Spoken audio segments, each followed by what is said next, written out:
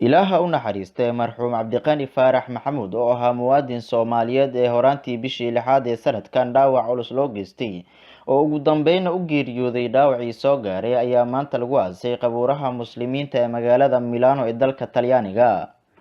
Marxuum Cabdiqani waxa uu geeriyooday horaantii bishii toddobaad ee isla sanadkan ayaa waxaa ku dhawaad muddo 3 bilood ah ku jiray talaajad. Si kastaba ha ahaatee dilka marxuumka waxa uu ka dambeeyay sida la ii sheegay wiil Soomaali ah oo ay saaxiibo ahayeen ay ku wada noolaayeen magaalada Milano ayaa u adeegsaday dilkiisa dhalooyinka lagu cabo waxyaabaha maanka dooriya. Aaska kadib ayaa waxaa TV-ga KGS ay la hadleen hooyo Ardo Cali Faarax oo ah hooyada dhashay marxuum Cabdiqani oo iyadoo safar dheer uga timid dalka Soomaaliya iyo gudoomiyaha jaaliyadda Soomaaliyeed ee magaalada Milano Engineer Khaliif Maxamed iyo qaar ka mid ah dadkii ka soo qayb galay aaska ayaa u tacsiyadeeyeen ehelada marxuumka allana uga baryeen eeba naxariistiisa. magacaygu waa Najax Maxamed Axmed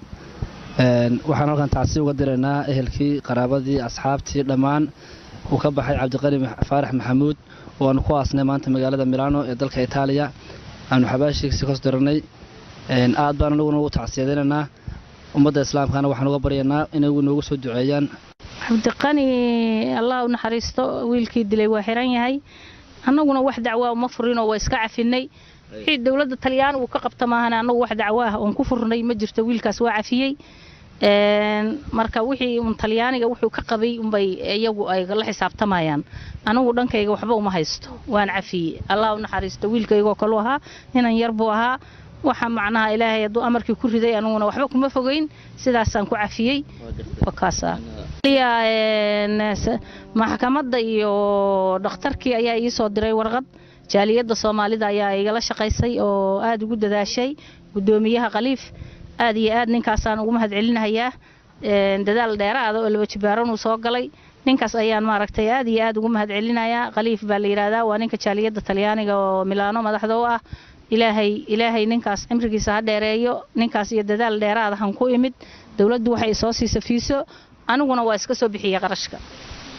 Dr. Xaliimana way ka qayb qaadatay ayadana ma sha Allah ilaahay miraadka leedahay si waxay noo sheegeen in uu xukunkiisu uu maaragtay u dhaxeeyo laba xukun oo u dhaxeeyo